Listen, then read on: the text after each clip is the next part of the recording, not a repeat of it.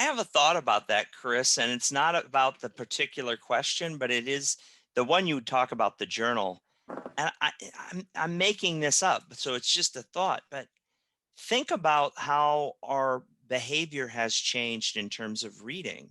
Hmm. So when I went through in the 90s, and it was 1994, so I, was just starting to work on my dissertation. I got a subscription to the American Historical Review Journal of American History, right? And I put them like trophies on the shelf, and the red and the white went across, right, as time has gone on.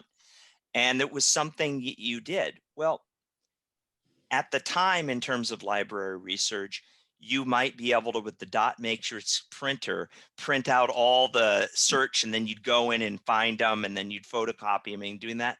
No one is doing that anymore. Out of loyalty, I get the American Historical Review still. But that's not how I actually work. I read journal articles off 1,000 different journals based on the search engines, which are so powerful, that are applied specifically to whatever I'm writing, whatever I'm dealing with, right? And it's not bound only by history, it's bound by the particular topic. So I would suggest that those technique changes change people's orientation towards societies and toward research questions and toward journals. Yeah. And I think, the growing specialization, and some might say fragmentation of the Yeah. profession of history, which has both pluses, but a lot of negatives also means that the more general journals, especially for those of us at institutions with no research budget and very little funding support, like that's just not where I'm going to put my money. I mean, so I actually do still get the JAH because I try, like, I don't want to be so fragmented and so specialized that I never read anything in American history that's not in my field. I really want to have at least a vaguely broader view. So I still get that in reviews in American history, and I have eyesight issues and I prefer to read in print. So for stuff like that. But for the AHR, so I haven't gotten the AHR for years, actually. I haven't gone to the conference, haven't needed to go for job purposes for a long time. But when, of course, I just go and read it. I mean, I read as soon as I heard about this, roundtable, I immediately went and I read it. I read it online, Yeah. I did read, when I heard about the Sarah Maz article, I was like, oh, I have to go read that. I mean, that's relevant to me. I want to read that. So I do think some of it's just a question of where you put your resources, especially if you have very limited resources. I get our journal, and I get American Jewish History, which I'm also involved with on the editorial board.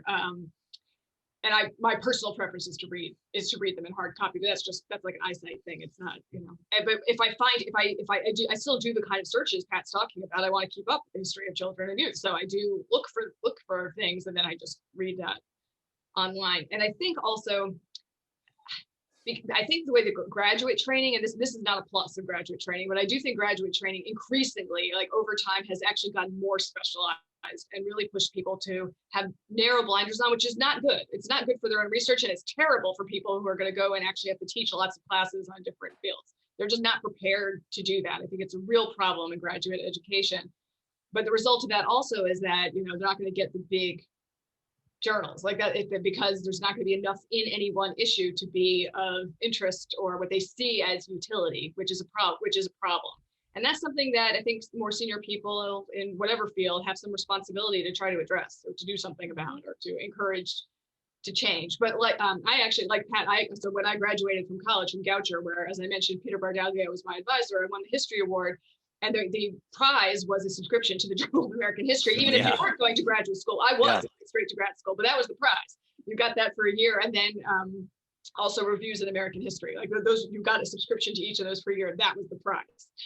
Whatever you were going to do next. And I seriously doubt that is still true. I don't know, but I would be shocked if that was still like what the prize is. Yeah.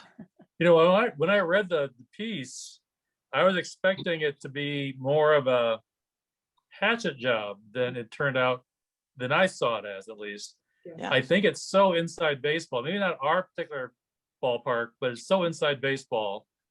I don't know how it could have, because only people who are children's historians would be able to read it and make any sense out of it. Most of us are going to reject whatever she's saying because it's a little, again, it wasn't as mean as I was led to believe it was going to be. Having said that, I'm not sure she she seems to be expecting a little too much out of historians to have this, very straightforward and cohesive theoretical approach to every single thing they do. And to suggest that we're failing somehow because we don't is kind of irrelevant. It's not irrelevant in places like Princeton, Harvard, Yale. I mean, that's the problem, is that that European theoretical perspective, I think, has controlled the hierarchy, at least in the United States in history, always. And you're I not think in going a to get really a historian old-fashioned of childhood at those places. It's just not going to, until well, that changes. I'm not sure we need them. I mean, we're a pretty diverse group, and yeah, I mean, there's no Civil War stories in those places either. right. This is talk about my other field, and I think the Civil War will survive as a field without that. I think they can. Go ahead. I was just gonna say, there's no American Jewish historians in any of those schools either. Historians of childhood and youth are, rejecting the academic hierarchies, right? Yeah. I do think there's something there, and you all talked about that, and I appreciate that. I just think good to hear your perspective. I think there's so much for us to do, Chris, that I'm not worried about this at all. That's great. I mean, I'll give you an example of a project that I'm working on right now. So I'm writing a textbook for LexisNexis Canada, where I build each chapter around a leading case in Canadian law. And it covers really everything from contract law as it relates to children and youth to custody and access orders, to freedom of speech of students in high schools. It's everything, right? And you know what my hammer is? I wait for the justices to say something in their opinion that's not true about childhood historically. And because of the structure of the common law, they do it all the time. They have to. So I have my little role that I'm going to play throughout this, which mostly is just trying to report accurately about the law. I mean, I got my hands full just getting it right. But I get to do what I'm doing as a historian, to weave in what historians of childhood and juvenile justice, or in various areas, articles, books, and others, to say, this looks a little bit different historically, and problematize some of their legal reasoning, even if I kind of agree where they come out with at the end. I'm not much of a radical in terms of where we land, more of a radical in terms of how we reason. So to me, that's full-time work. I feel really fulfilled at doing that. My historical training and my focus in childhood prepared me to do it. And I suspect that this will be very valuable for undergraduate and law students who want to try to understand the structure of the law in Canada as it relates. By the way, give you one guess, what is by far the most important area of the law if you count by legal events? Not money. It's custody and access disputes. It's like 15% of all legal events in Canada on the civil side, the non-criminal side, is just custody and access. That's only one category of like 9 major categories. Not contracts, not corporations. It's people fighting over their kids, right? So in other words, I don't have any sense about whether or not, gee, is this important to understand? Well, I know it's important. And if someone else doesn't think it's important, that's fine, because I got a publishing deadline and I got so much to learn. And I often feel in the library and in the archives and other places, just, boy, can I just do this okay? Am I doing okay? And I'm really lucky to have that. So the status stuff, easy for me to say because I have a job. Maybe that's the other thing. Yeah.